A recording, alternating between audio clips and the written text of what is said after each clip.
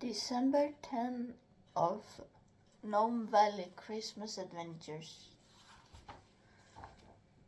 Outside it's dark and cold, but inside Tote's house it's warm and cozy, with a lit fireplace and the lit candles on the kitchen table. Have the mountain trolls appeared since the day we got attacked? Uncle Sten Sture asks, sipping on Mama Gnome's warm, mulled cloudberry wine. Knock on wood, we haven't seen them since, Papa Gnome says, and eats a gingerbread cookie. Papa, could Lisa and I follow you to the mine? Tote says and looks excited. It depends on the mood of the mine lady. She's not always in good mood, so one has to be very mindful when in her mines, Papa Gnome says.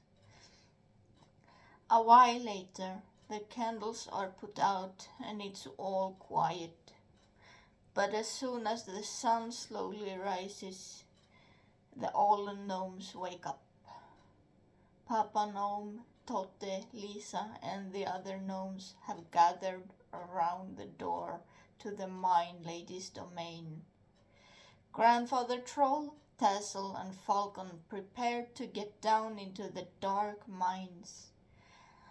And it's very important to offer the mine lady food and a glass of beer for letting us borrow her mines, Grandfather Troll said strictly. Tote's uncle Benitoite, also nicknamed Ben or Bennett, knocks 3 times on the entrance to the mine lady's domain and steps inside with the ponies. Then everyone else knock 3 times before entering. Down inside the mine, it's cold and dark. Luckily, the gnome men, Grandfather Troll, and Falcon bring lit torches with them. Lisa holds Tote's gahti hard, looking nervously around. Tote, Lisa, don't wander too far off into the mine, Papa Gnome tells his children. Oh no, we won't, Tote says and starts exploring the cave. I can look after them, Falcon says, holding a burning torch in his hand. That's good, but mind you, if you meet the mine lady, greet her politely and speak gently to her, Papa Gnome says and smiles kindly. Falcon nods and follows Tote and Lisa. Inside the mountain, it's eerie and dark. It drips from the stalactites hanging like icicles from the walls. Lisa holds Falcon thin hoses tightly and looks around in the dark mountain. Falcon touches the mountain walls. He admires the red copper glimmering like red gold from the flames of the torch. What's that? What's that? Lisa says, pointing at the wall. Falcon lifts the torch and notes a couple of long-eared brown bats hanging upside down. Then they hang close to each other to stay warm while sleeping. Those are brown long-eared bats. They live in this cave, Falcon explains calmly and smiles kindly. Are they dangerous? No, they are important for the environment, eating moths and mosquitoes and so on.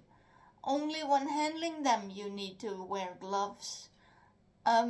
Falcon, Tote says and hides behind Falcon, shaking in fear. In front of the 3 stands a ghost-like glowing white lady, By her side stands a black wolf with glowing red eyes. You have knocked 3 times before coming here, haven't you? The white lady says, who turns out to be the mine lady. Yes, ma'am, we are full of the rules, Falcon says and nods. The mine lady smiles and gives an approving look. If you want, I can show you around in this mountain, but keep in mind not to make too much noise, the mine lady says. Yes, ma'am, Totte says and smiles kindly. Then the company follows the mine lady. Meanwhile, Leon and Gnome helps Tassel mincing horse and ox meat for sausages. Papa Gnome and the others use their pickaxes to pick out the copper ores. Uncle Ben puts a dynamite stick on a bunch of rocks and lights it. A few seconds later it explodes and exposes a lot of copper ores. Be careful with the dynamite, Ben, Papa Gnome says and continues picking with the pickaxe. Deep inside the mountain, the mine lady shows a cave entrance.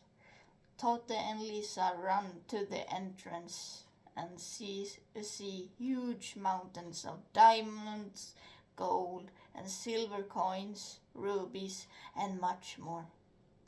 Totte and Lisa stare with wide open eyes, walking around the treasures.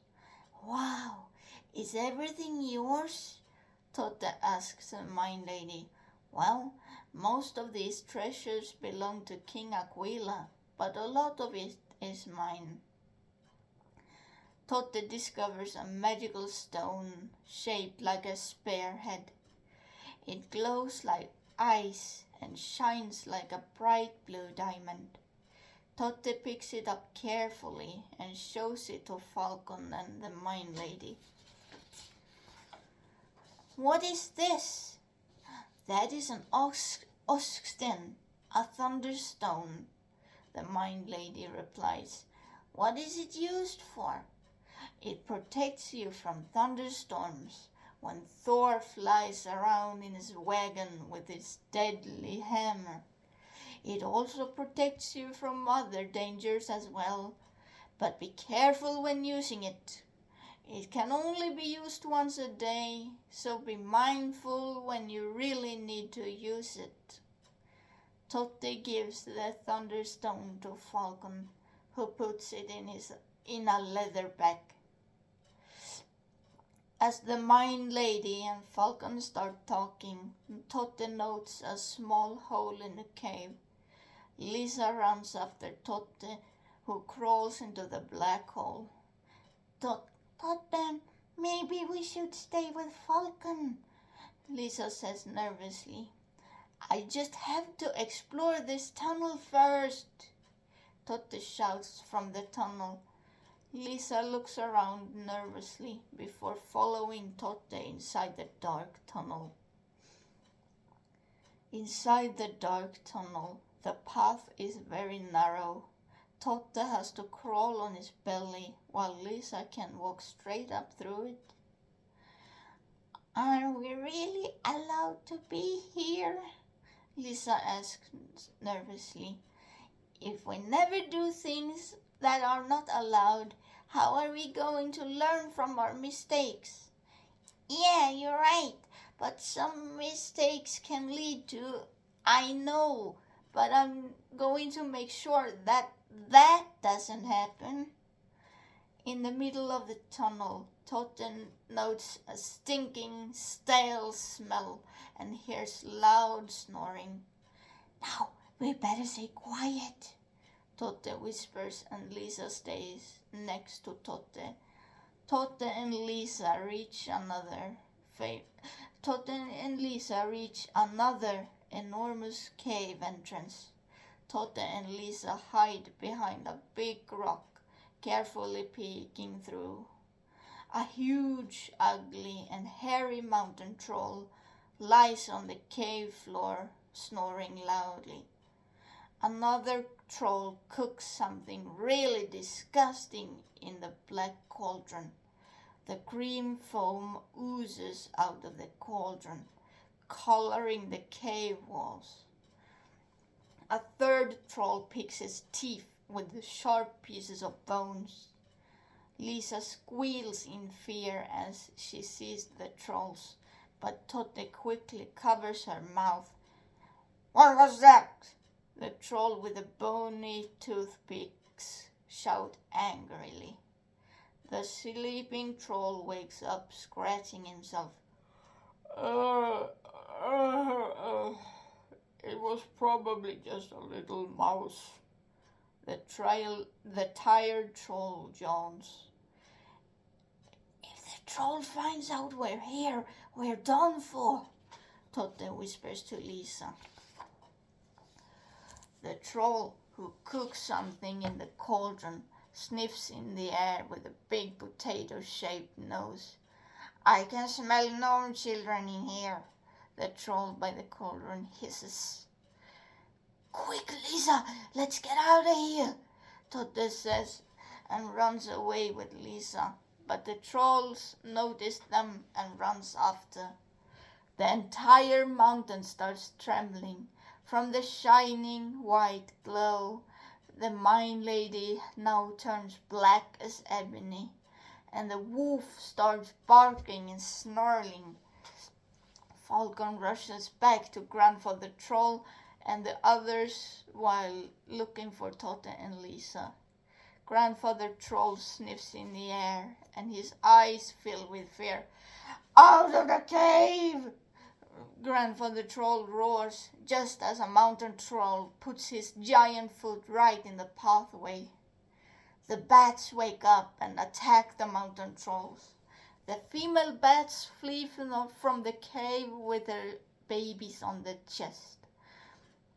Rocks fall onto the ground, and Leon gathers all the sausages he and Tassel made. A rock hits a pony in the head and falls to the ground. Papa Gnome and Ben struggle to get the pony on its feet. Falcon rushes to Tassel, gives her the Thunderstone, and pulls her arms to escape the cave. But as Tassel gets closer to the cave entrance, she quickly turns around. Totte and Lisa cry, lying flat on the cracking, trembling ground under the trolls' bodies. The mine ladies pack of wolves biting the giant trolls in the tails. Tassel rushes to Totte and Lisa, glaring angrily at the evil troll. Totte and Lisa stay close to Tassel, who brings out a magic crucifix. The crucifix casts rays of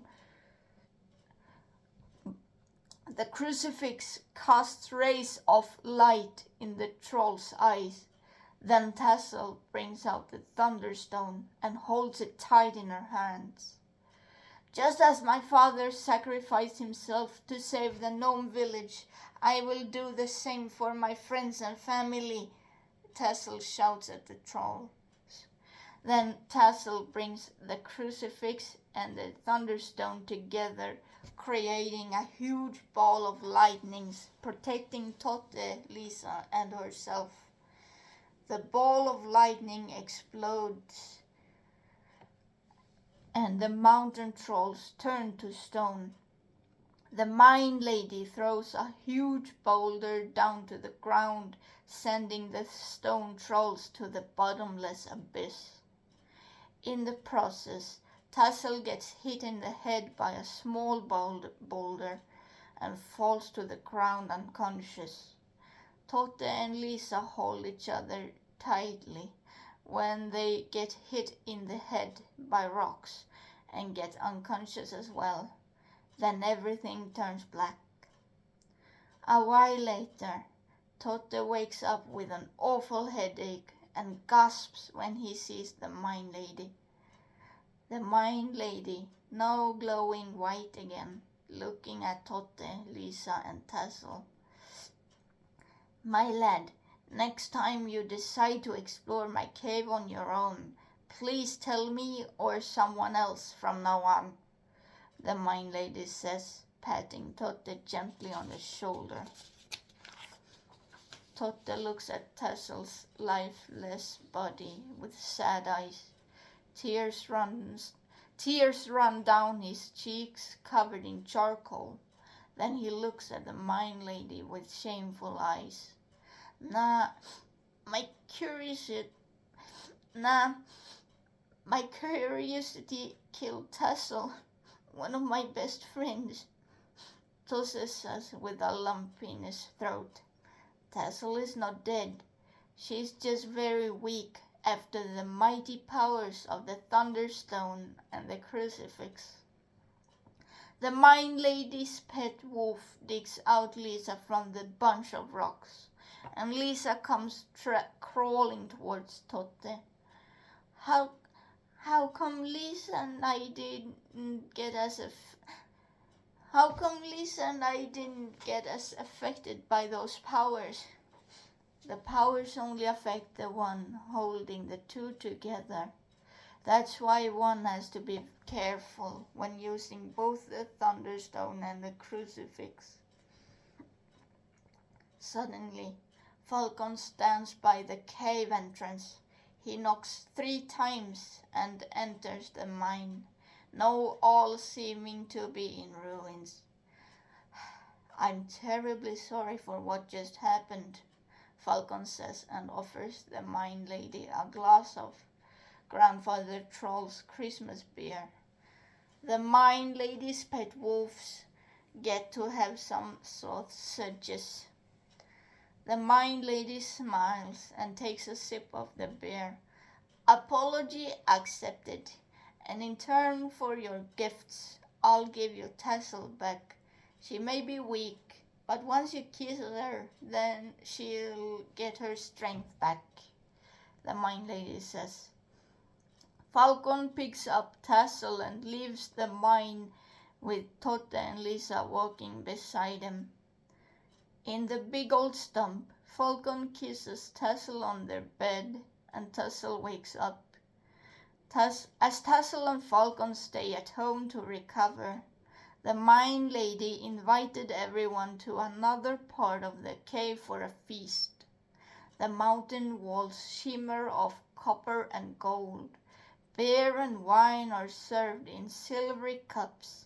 Turkey, shellfish, salmon, and fillets of beef are served on copper plates, and a roast veal is served on a golden plate. The children are served juniper berry drinks and non-alcoholic root beer. The entire evening is celebrated grandiosely. King Aquila and Queen Halia dance to classical music, and a while later, Uncle Ben has his traditional fireworks show. I feel bad for Falcon and Tassel to miss all of this, Totte says and looks sad. I feel sorry for them as well, to miss all the fun, Butteo says to Totte. Don't worry about that, little ones. I will send leftovers for them, the mine lady says, smiling kindly. Hey guys, I think Falcon and Tassel has some other kind of fun, Milvus tells Totte and Butteo, winking. Butteo and Totte look confused at each other. So that was December 10 of a Gnome Valley Christmas adventure. I hope you guys like this one, and I'll see you guys tomorrow.